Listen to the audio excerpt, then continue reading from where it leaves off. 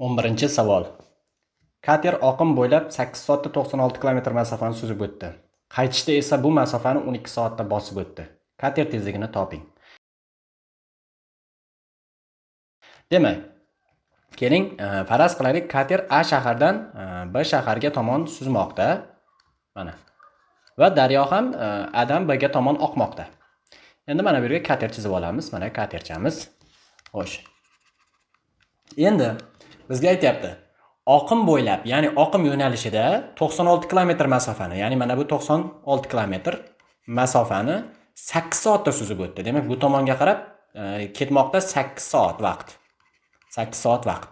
Endi va u B shaharga borib qaytmoqda orqaga tomon. Endi qaytishda bu oqimga qarshi harakat qiladi o'z-o'zidan. Endi shuni hisobiga endi u qaytishda 12 soat vaqt sarflayapti bu tomonga. 12 soat. Demak, borganda kater tezligi plus oqim tezligi teng bo'ladi 96 taqsim 8 ga. Ya'ni 12 ga. 96 ni 8 ga bo'lsak 12 ga. Endi qaytishda kater tezligidan ayirib tashlaymiz oqim tezligini. Sababi oqim qaytishda qarshilik qilyapti. Endi qaytishdagi vaqt 12 soat, jami masofa yana o'sha 96 kilometr. Endi 96 ni 12 ga bo'lsak 8. Tushunarli? Demak, kater borishda kater oqim tezligi bilan qo'shiladi. Natijada 96 ni 8 ga bo'lamiz. Umumiy natijalovchi tezlik 12.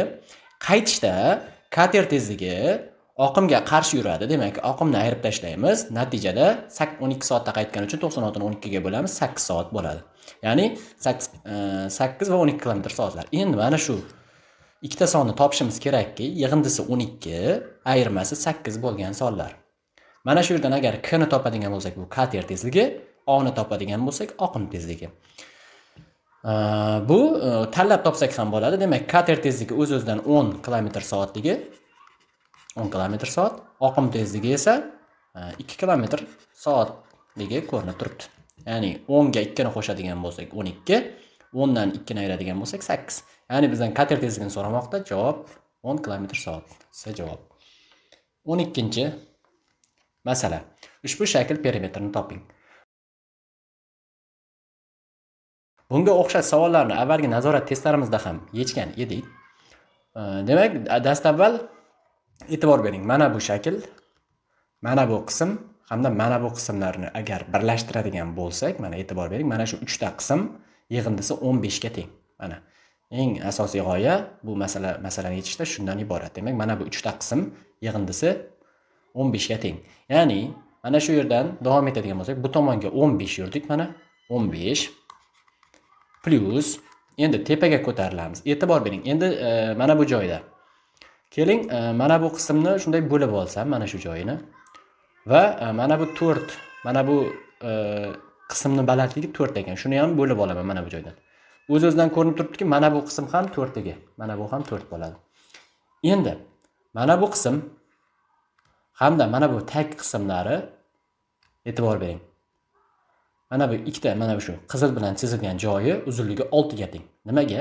Sababi jami uzunlik, mana bu jami uzunlik 10 ga teng bo'lmoqda va mana bu 4 ga teng qismni ayirib tashlaydigan bo'lsam, mana bu ikkita qizil hudud 6 ga teng bo'ladi.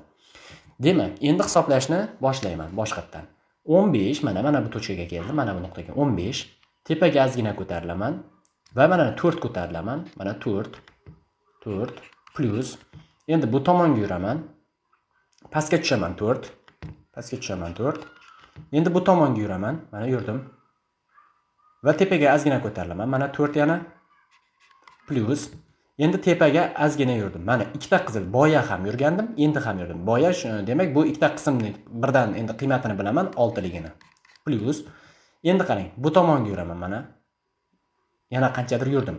Endi e'tibor bering, boya yurgandim, keyin pastidan yurgandim, endi tepadan yuryapman. Mana shu 3 ta qismning uzunligi 15 ga teng.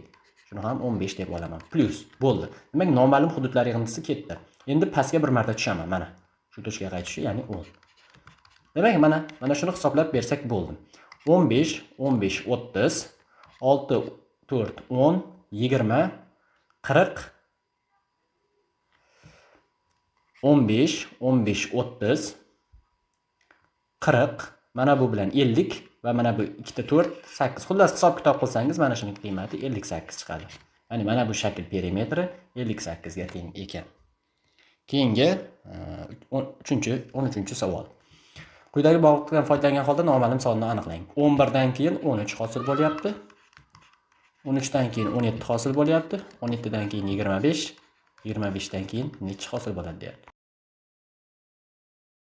E'tibor bering, 11 dan 13 ga 2 birlik, 13 dan 7 ga 4 birlik, 7 dan 8 ga, 7 dan 25 ga 8 birlik. 2, 4, 8. 2 marta oshib bormoqda birliklari. Demak, keyingisi 16 birlik bo'ladi. Tushunarli? Ya'ni 25 ga 16 ni qo'shadigan bo'lsak, endi keyingi javob 41 degan son paydo bo'lishi kerak. To'g'ri javob C varianti.